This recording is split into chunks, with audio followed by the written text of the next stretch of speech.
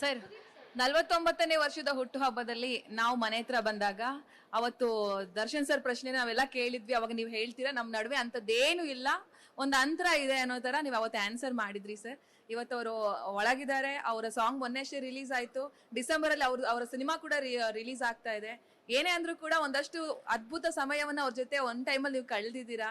So ಈಗ ಅವ್ರ cinema ಕೂಡ ರಿಲೀಸ್ ಆಗಿದೆ, ಹಾಡ್ ರಿಲೀಸ್ ಆಗಿದೆ. ಏನಾದ್ರು ಹೇಳೋದಿದ್ರೆ? ಖಂಡಿತ ಒಳ್ಳೇದಾಗ್ಲಮ್ಮ. See my point is any cinema should do well.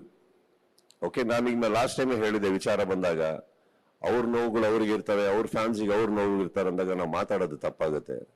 ಸರ್ಕಾರ ಕಾನೂನು ಅಂತ ಬಂದಾಗ ಅವ್ರೇನ್ ಮಾಡ್ಬೇಕು ಅವ್ರು ಮಾಡ್ತಾ ಇರ್ತಾರೆ, ಅದಕ್ಕೂ ನಾವು ಅಡ್ಡ ಬರಬಾರ್ದು. ತಪ್ಪು ಸರಿ ಅಲ್ಲಿ ನಿರ್ಧಾರ ಆಗುತ್ತೆ, ಹಾಗಂತ ಅವ್ರು ಏನ್ ಕೈ ಕಟ್ಕೊಂಡು ಕೂತಿರಲ್ಲ, ಎಲ್ಲ ಮಾಡ್ತಾ ಇರ್ತಾರೆ.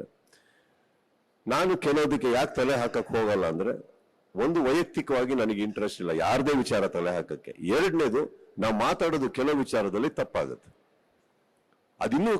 ಅದಿನ್ನೂ ಕೆಡಿಸುತ್ತೆ ವಿಚಾರಗಳನ್ನು. ಇದನ್ನ ಅರ್ಥ ಮಾಡ್ಕೊಂಡ್ರೆ I think it's better.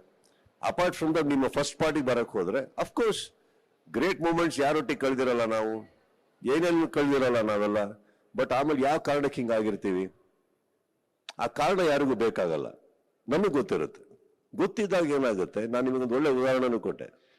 Correct, ಸೂರ್ಯನು ಚಂದ್ರನು ಎರಡು ಚಂದಾನೆ ಅದಾದ್ರ ಜಾಗದಲ್ಲಿ.